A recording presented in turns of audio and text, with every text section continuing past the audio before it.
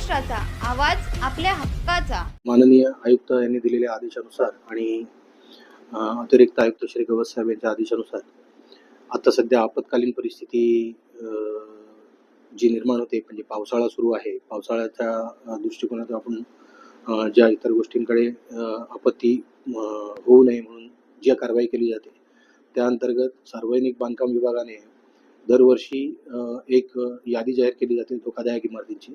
त्या धोकादायक इमारतींची यादी जाहीर केली आणि त्यात प्रभाग समिती क्रमांक 2 या क्षेत्रामध्ये नानिक अपार्टमेंट म्हणून एक इमारत आहे जी अति धोकादायक आहे आणि ती अति धोकादायक इमारत पाडण्याचं काम आज महापालिकेमार्फत सुरू करण्यात आलेलं आहे आणि आता सध्या ते सुरू आहे।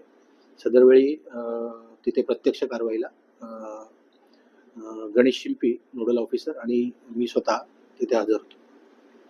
तुमच्या परिसरातील काही घडामोडी किंवा समस्या असतील तर आमच्या वृत्तवाहिनीला संपर्क करा आणि तसेच सतत अपडेट राहण्यासाठी आमच्या वृत्तवाहिनीला सबस्क्राईब करा आणि बेल आयकॉन दाबायला विसरू नका।